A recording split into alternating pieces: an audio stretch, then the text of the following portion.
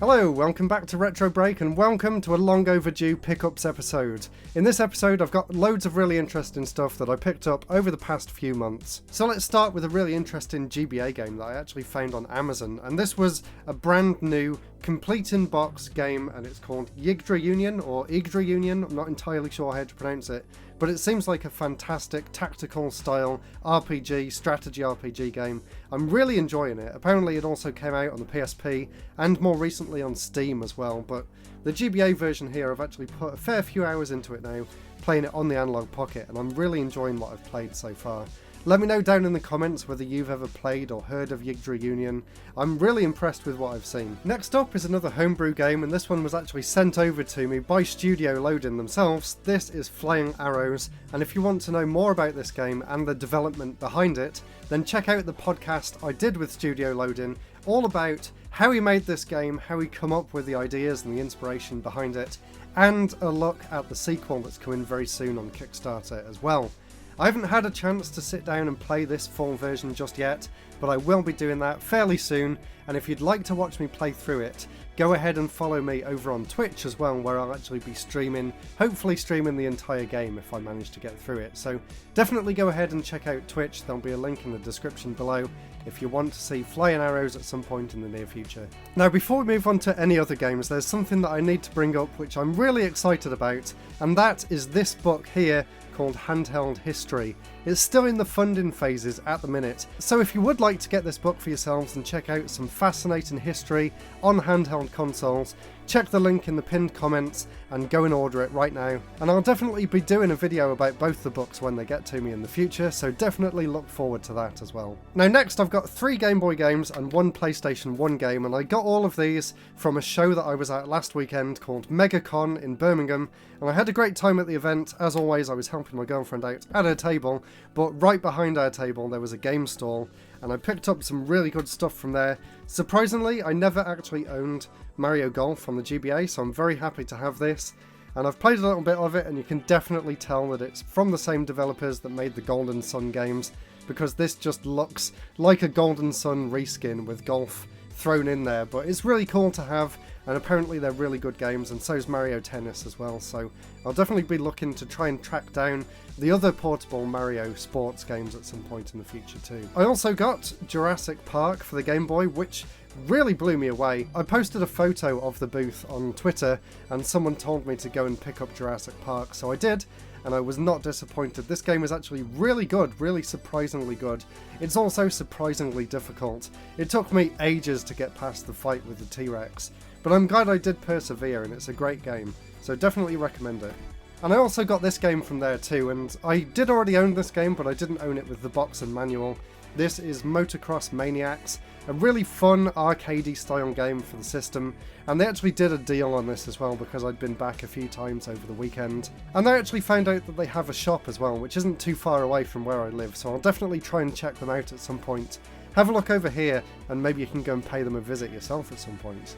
And the other game I got from MegaCon was a game for the PS1 called Crash Bash, which I've heard is really good. I've never properly played it, although my girlfriend said she had a great time in multiplayer back in the day, so I am looking forward to giving this one a go at some point. Now here's something really cool that I didn't bring up on the channel just yet, and I'm still trying to consider whether I actually want to make a video on this or not, but this is the Analogue Pocket Dock, and I've actually been using it to record the gameplay for most of my Game Boy videos recently, and I must say that it was very fiddly to get up and running, but thanks to this, which is a 2.4 GHz wireless controller, not a Bluetooth controller, basically all my issues have been solved thanks to this. I was having loads of really annoying connectivity dropouts, but this seems to have fixed everything, and I actually got it fairly cheap on CEX's website, so yeah, really happy to have this controller. And let me know in the comments whether you'd like me to do a video on the Analogue Pocket Dock in the future or not too. So if you've been on my channel for a while, you will have seen my review of this system here, the Miu Mini Plus, which I think is just a fantastic little handheld console. I've been having a great time with it. I'm still waiting for that OS update, and when it does come out, I'll be doing some full proper comparisons and an in-depth guide and all that good stuff. But for now, really enjoying it for what it is, although it does have a few little bugs which hopefully will get ironed out soon.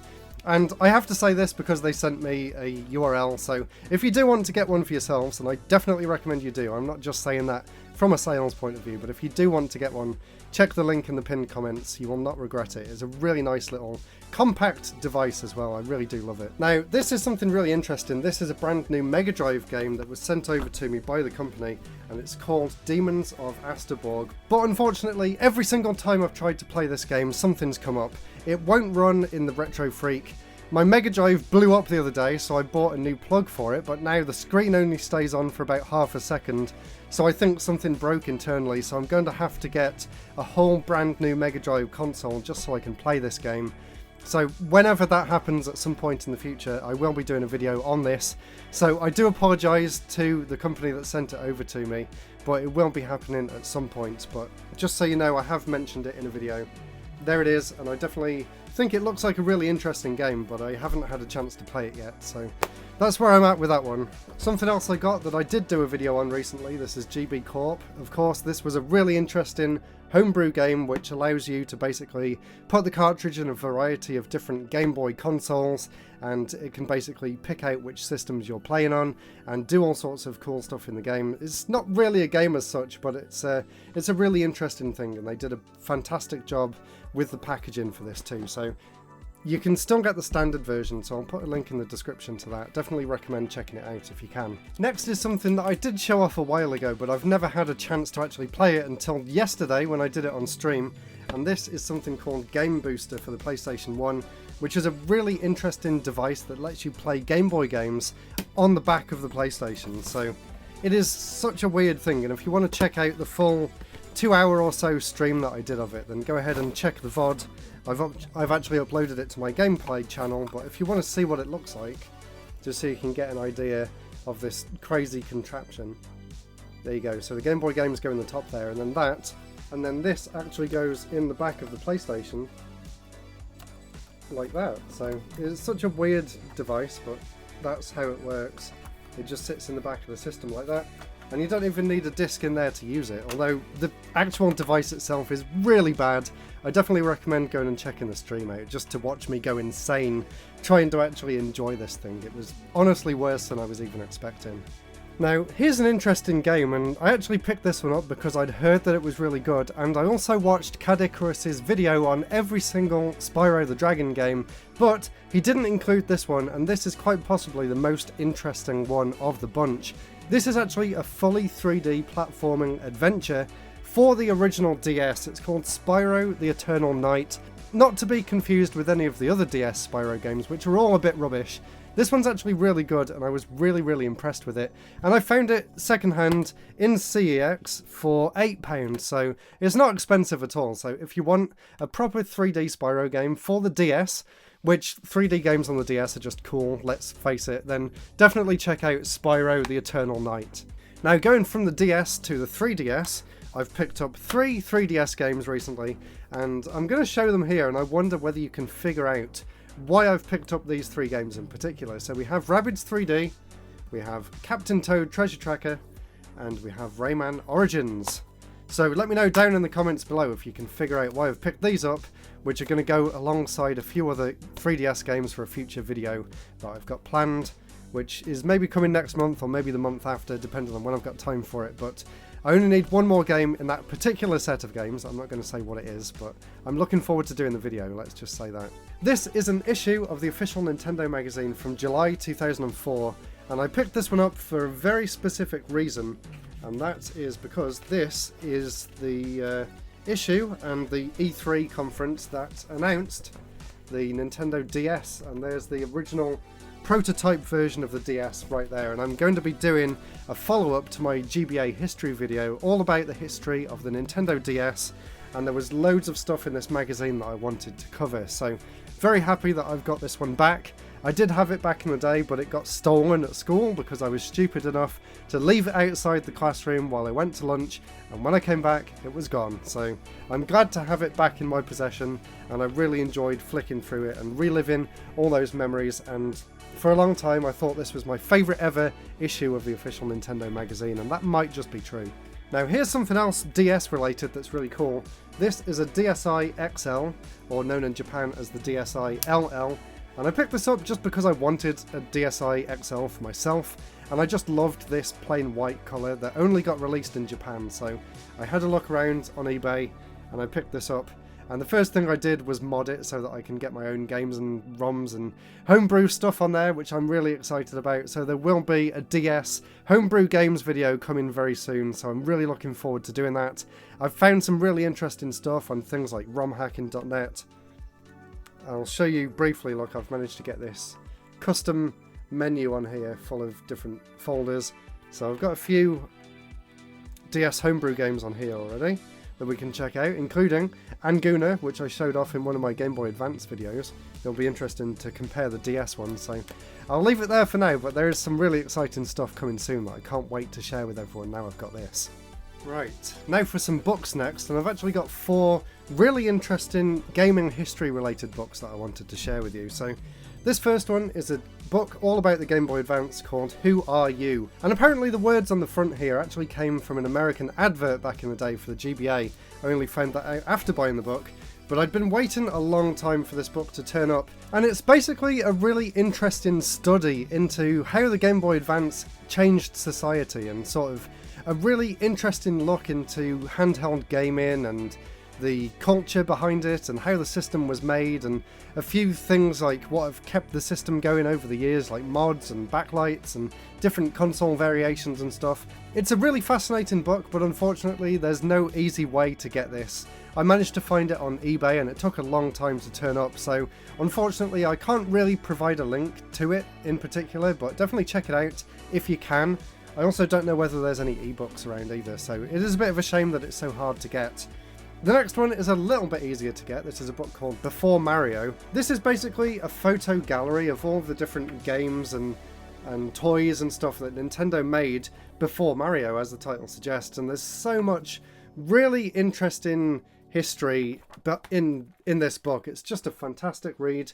It's so fascinating to see where Nintendo got their start, so definitely check out Before Mario, and there's also a brilliant website that goes alongside this as well.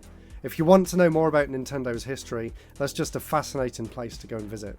Now, if you're into your gaming history, this next one you will probably already know of. This is Game Over by David Sheff, and this is just a really in-depth look into the history of Nintendo from their start way back in the 1800s up until around the launch of the N64, so there is so much detail in this. It was written in the 90s, so there's a lot that came after this that's not in this book, but for what is in here, it's definitely the most well-written gaming history book that I've ever read. And obviously it's a classic now. It's been around for over 20 years, maybe 25 years at this point, and it definitely stands the test of time. I absolutely devoured this book, and I'm sure I will again in the near future.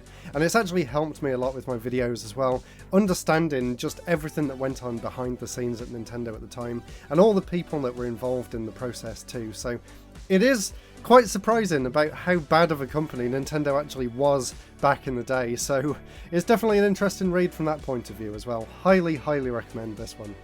And the final book we've got here is called I Am Error, and this one is actually a historical look at the Nintendo Entertainment System and the Famicom. It goes into all the detail about the history and about how the systems work on the inside as well. It's another fascinating read, so if you enjoy your gaming history, definitely check out I Am Error as well. This one, unfortunately, was also quite hard to find though, so fingers crossed you manage to find a copy if you do want to get one.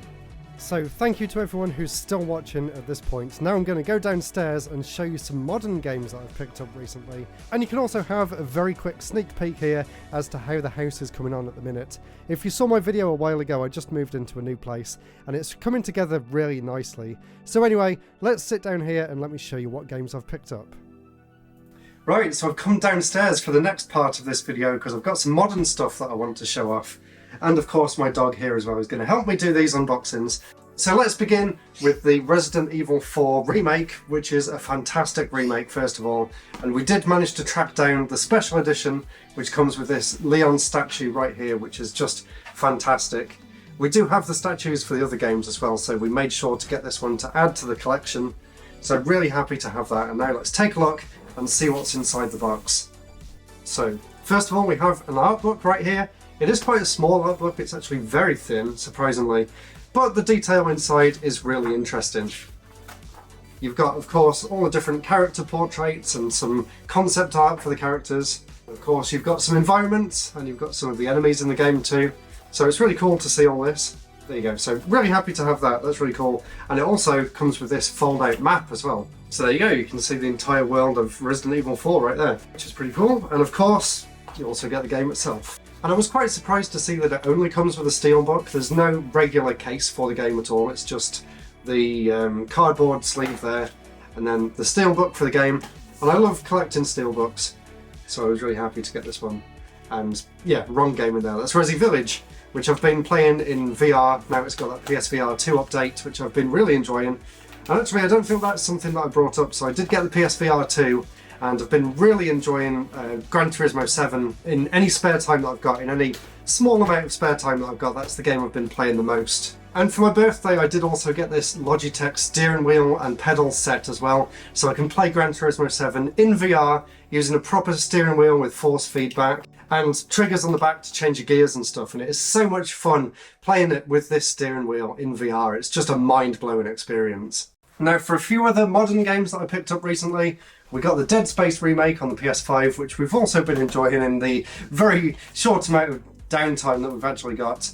And I got Crisis Core Final Fantasy VII for Christmas, but I have not had a chance to even open this up and put the game in the system yet. So I don't know when I'm going to be able to play that, but I'm looking forward to it. And we did get Callisto Protocol on day one, and honestly, we did complete it. We played it all the way through to the end, but we were kind of disappointed with the end result. I do think that the Dead Space remake is a lot better if you like that kind of game, but if you're exhausted of Dead Space and you want something a little bit different, then maybe check it out. Apparently there's been some patches that make the game a bit more fun to play. And of course, if you've been on my channel, you will have known that I did the review of Clive and Wrench, so Numskull very kindly sent me over this collector's edition here, and it's a so-so game, but I do appreciate the fact that they sent it to me, and it's okay. If you like 3D platformers, I think you will enjoy Clive and Wrench, but it did definitely have some rough edges, which I think they should have smoothed out first. And of course I also got the Metroid Prime remaster, but again, I haven't got any free time. I haven't had any free time at all this year, so I don't know when I'm going to be able to sit down and play this. Maybe I just need to stop buying games for a while and stop making videos so that I can actually play something. I haven't played anything in a long time, honestly. And here's something else that I haven't played yet, and this was sent over to me by Strictly Limited. This is Cotton Fantasy, one of the many modern Cotton games for the Switch. And this one came with a bunch of cool stuff in there. I don't know where the actual game is, but I can show you everything else. So the original version of Cotton came with a T-Mug in Japan, a very special limited edition, and they kind of recreated that here. So if I can get it out of this polystyrene. There we go. How cool was that? So I now have my own Cotton tea mug. Maybe I should make myself some green tea and try it out, but that is just fantastic, and that is definitely the highlight of this special edition for me. But there are some other really cool things which I'll show you now. So in there we also got an art book, just like the Resident Evil one, although this one has a few more pages, so I was really happy to get this. I love the artwork in the Cotton series, so this was just great. And the other cool thing about this art book is the fact that it's also got like comic illustrations in there as well, and there's loads of really nice illustrations in here. But the thing I was really excited to see was this page about Umihara Kawase. Of course, if you've seen my Umihara Kawase retrospective, you'll know that I'm a huge fan of the characters. So to see something modern like this in a special edition was just really cool. It also came, and this was something else really exciting, I haven't opened it up yet, but it also came with this Nendoroid as well for the main character, which is really cool, so I really appreciate getting sent that. And maybe I'll get it set up soon and do some close-ups. There was also a soundtrack CD, which I haven't opened just yet, but maybe I'll do that, and I can play some of the songs on my phone while I'm working, perhaps. It also came with this certificate of authenticity. There's a keyring in there. There's a whole bunch of stickers and a really big poster. And also came with this. And let's look at the picture on the other side. That is all the modern stuff that I wanted to talk about in this video, so thank you so much for watching if you've stayed all the way to the end. If you'd like to check out another pickups video, then click up here and watch that one next. If you did enjoy this, consider checking out Patreon to join everyone going across the bottom of the screen, and that's all for now. Subscribe, and I'll see you very soon for the next episode. Goodbye.